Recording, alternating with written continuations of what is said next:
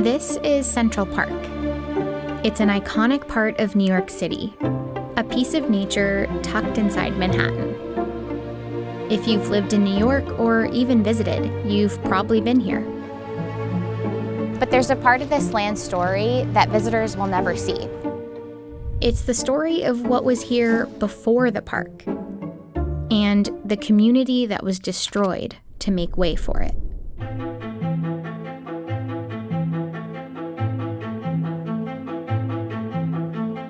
In the 1820s, New York City looked like this. Most people lived in this area, Lower Manhattan. Pretty much everything above it was yet to be settled. In this map, you can see how different the geography was. These little lines illustrate what used to be hills in Manhattan. This was the countryside. Downtown was the opposite. Lower Manhattan was dense and crowded. A few small neighborhoods were home to many of the city's poor whites and immigrants, and also to much of its black population. This document shows the number of slaves in New York State. You can see how it went down gradually, from 20,000 in 1800 to 10,000 in 1820, and finally to just 75 in 1830. That's because in New York, slavery wasn't abolished all at once. Instead, it was ended over about 30 years. And as more free black people joined the workforce, racial tensions rose. The people who were enslaved were now in competition with people coming over for jobs. That tension led to violence, and Lower Manhattan became increasingly dangerous for free black people. Then, in 1825, plots of land started to go up for sale here, uptown. It was a way out. A black man named Andrew Williams decided to buy 3 lots. Word gets out, black people seeing other black people and saying, oh, there's a little bit of a community developing here. Maybe we can just fold into this community. So they start to move in. After Williams, more lots filled up with black families and churches. And it was here, between 82nd and 89th Street, that the community of Seneca Village was born. Moving up to Seneca Village offered black families an affordable, safe place. It also gave them the chance to vote. Black men could only vote in New York if they owned property. Over the course of the next 3 decades, the community grew to nearly 300 residents. Records from the census show that they were laborers, domestic workers, waiters, and shoemakers. And they built dozens of homes, 3 churches, and a school for black students. Later, when Irish and German immigrants started moving into Seneca Village, it became unique for another reason. It was an integrated community. It seems that people of all ethnicities were likely getting along based on the church records that were here. Among the documents are evidence that some white and black families attended baptisms together, were buried next to each other in the same cemetery, and intermarried. The people who lived in this area were individuals who were trying to find a new way of life. Over the next 3 decades, the population of New York City nearly quadrupled. Lower Manhattan could no longer hold everyone.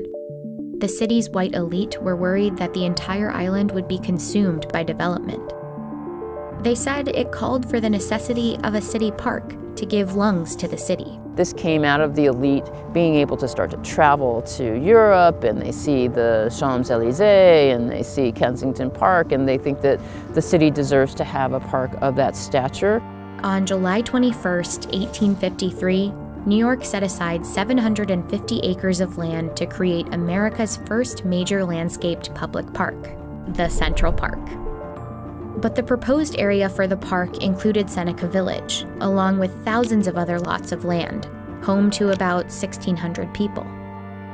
In order to facilitate the park's development, the city's newspapers started to downplay who really lived there.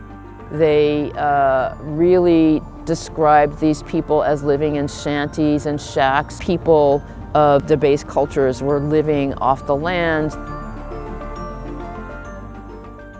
But that wasn't true. In 2011, Cynthia and a team of archaeologists excavated in the former Seneca Village site. They came away with 250 bags of objects to analyze, which now live here in New York City's archaeological repository. These objects suggest that Seneca Village was wealthier than many assumed. When we compare the objects from the homes of the people in Seneca Village with artifacts from Greenwich Village, an elite upper middle class neighborhood, in some cases they were using the same kind of ironstone plate in what was called the Gothic pattern. Quite a few pieces of porcelain in Seneca Village, and porcelain was an expensive ware. They also found other objects like a comb, a smoking pipe, roasting pan, and part of a toothbrush that probably didn't belong to poor people. Toothbrushes were not common among the working class as well as the middle class until around 1920. And the artifacts themselves were only one part of their analysis. For example, from the census records from 1855, we know that there was a very high level of education. Getting a high school education was clearly an important factor in the community, and that's very much a part of middle class identity. The findings indicate that Seneca Village wasn't a shanty town. It was a working and middle class community, a growing neighborhood of Black property owners, and an experiment in integration. But to the white New York elite of 1856, it wasn't worth saving. A July 1856 article in the New York Times referred to it with a slur. The ebon inhabitants, after whom the village is called, have been notified to remove by the 1st of August. Many residents fought to keep their land by filing objections to their forced removal. But Seneca Village, along with the other settlements on the land for Central Park, was seized and destroyed. In their place, the city made pathways, built bridges and arches, and planted thousands of trees. Central Park was done, and Seneca Village was gone forever. We can't imagine New York City without Central Park, but I'm finally grateful that the recognition of the pre-park history has emerged. Today, New York is starting to reckon with this part of its history. An exhibition with information about Seneca Village is temporarily up in the park. But the real legacy of Seneca Village is a story that's repeated itself again and again in cities everywhere. Land, property ownership, that's how you get wealth, and you pass wealth on from generation to generation. But you're getting a bulldozer that comes through because a new highway has to come through, or a new hospital or development site has to come in.